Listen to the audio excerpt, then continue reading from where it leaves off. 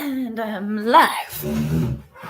Let me scoot over here. Hello, Allison Verhalen here, coming at you live. And today I want to talk to you about SEO versus SEM. They are two similar things with a few differences. I see them being used interchangeably a lot online, and there are some major similarities. There's a lot of crossover between the two, but there are also a few differences. So I just wanted to break it down and make sure that we're all clear on what it is we're talking about here. So first and foremost, SEO stands for search engine optimization. So while we are at it, would you please stop saying SEO optimization? Because I see that a lot online and it drives me nuts. It's like ATM machine.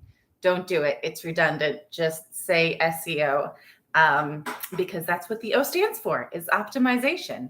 So SEO is when you are getting your website to organically rank for a certain keyword, right? It shows up because it is the best content with that particular keyword. It's what people are looking for. There are a lot of aspects of SEO. I've gone over a lot of them on this channel before, as well as on my blog. We'll go over some of the basics in a few minutes. SEM is search engine marketing. So this includes SEO, but it also includes PPC, also known as pay-per-click advertising. It is called that. If you're unfamiliar with PPC, it's called that because you pay for the click. You don't pay to rank on the first page of Google for a certain amount of time. You don't pay for the views. You only pay when someone clicks through to your website. So what does SEM real quick is, I said that already. SEM is SEO plus the PPC. So you can think of it as like SEM is overall search and online marketing, and then SEO is part of SEM. So that's what we're talking about when we talk about SEO versus SEM. So what does SEO include? There's on-page SEO. I just wrote last week's video. You can go back and watch that if you have not already. I had a whole video, a whole blog post on my website about what is on-page SEO versus off-page SEO. Real quick, on-page SEO is everything on your website, everything that you can control that helps your website rank for certain keywords. Off-page SEO is what other people are saying about you online. This, obviously, backlinks are really big. So if other websites are linking back to your website, that will impact your SEO. Even if they're just talking about you, even if they're not including a backlink, just your brand mention, your company name getting mentioned on their website also improves your SEO or downgrades your SEO, depending on the website, right? So that's another thing to keep in mind, as well as social media. What are people saying about you online? Are you using social media to get backlinks to your website to naturally drive organic traffic back to your website? That can also impact your SEO. So that's kind of the quick breakdown of on-page versus off-page SEO. Technical SEO, I don't like to get too technical usually here, just because I want to make sure that I'm breaking it down for people, making it as accessible as possible for people who are not as familiar. And categorize all of your content, or all the content you want categorized, making sure there's no keyword cannibalization or repeat content. All of that is under the umbrella of SEO. User experience, Google wants to make sure users have a good user experience, right? Anytime they click through to something, Google's trying to get them the best content, the best user experience. So if that's on your website, great.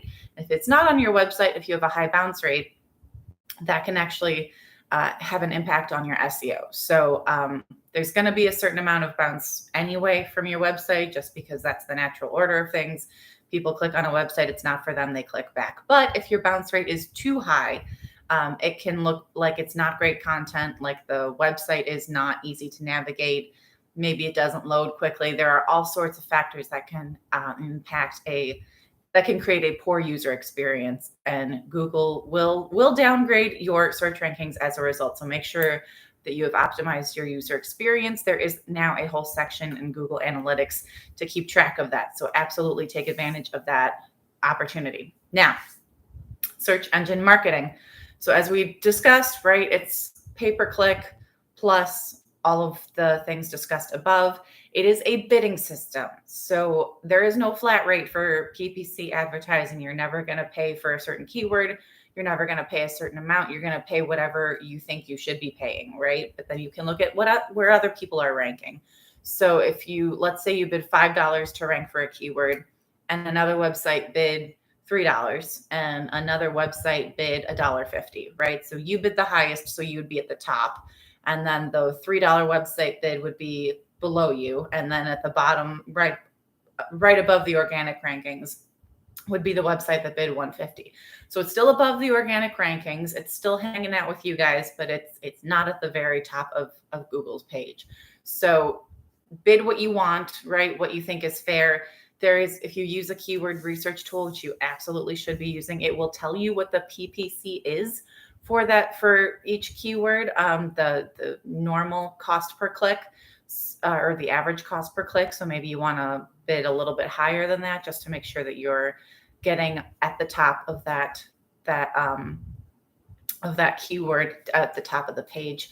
You can also check out what other people are ranking for, right? So you can Google yourself, Google that keyword, see where you're ranking. Are you ranking at the top, or is there another website above you? Or are there two websites above you? That indicates that they bid higher than you did. So maybe you have to up your game if you really want to be at the top. Maybe being at the tippy top is not ideal for you. Maybe you want to bid a little bit lower and just really optimize your headline and your ad copy and take that slightly lower ranking because you're only one or two down from the top, right?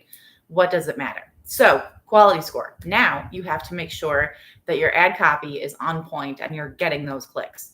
If people are seeing your ad and they're not clicking through, Google is going to take note of that. So that can impact your quality score. So you want to make sure that your ad copy is super on point, so that you can get those clicks. That means it has to be relevant to the keyword and it has to have an emotional component that compels them to click through. And then the content they find when they get to your website, that has to be really important, right? That has to be on point as well. Has to be easy to navigate and compel them to take the next step in the buyer journey, whatever that is. So that will impact your quality score. Google likes that, and it will actually help you convert those leads into customers, which is the whole reason you're doing this in the first place, right? So make sure your content is on point. You can do some A/B testing with your ad to see which one gets the best results. And you can do some A/B testing with your content to, again, see which one converts the most leads versus which one doesn't have the best results. And then you can keep tweaking like that so that you're really getting the best out of your ad, because it is an advertisement. You are paying for this. You want to make sure you're getting the most out of it. And like I said, content is key. So make sure that your ad copy is on point.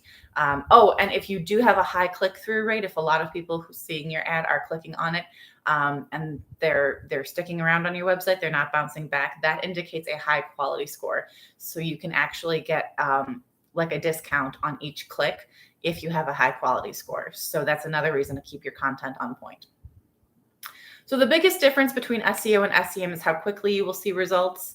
SEO, I've said it again and again, and I will continue saying it. It is a long game. It is not a get rich quick scheme. It is something that it takes Google at least 2 to 3 months just to index and categorize your content, much less figure out where to rank it. And that's not including the time it takes to build trust with Google and get Google to believe that you really are an expert in your industry and that they should rank your content, right? In order to do that, you have to consistently publish new content, keep updating and optimizing your website along the way, get those juicy backlinks, right, in order to earn Google's trust. It is a long game. It is a lot of work, but it does pay off eventually, right? With PPC, you can start ranking right away on the first page of Google as soon as you start paying.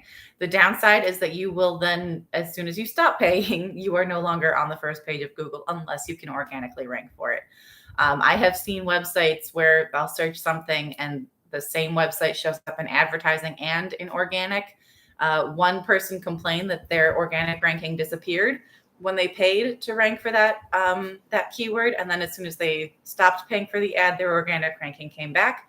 That was weird. Google has said that should not happen, but keep an eye out for that just in case something like that weird is going on with your website and with your search rankings. So that is it. Both SEO and SEM have their drawbacks. Most people do use both to get the most out of their online presence. So if you have the budget for advertising in addition to doing your SEO, awesome, go for it. Do both. And that is it for me. If you need any more content like this, obviously you can subscribe to the channel. You can see what else is on my website over at AV, as in my initials, Allison Verhalen. That is AV Writing Services. You can find me over there with all kinds of juicy content about SEO. And that is it. Otherwise, have a great week and happy blogging, everyone.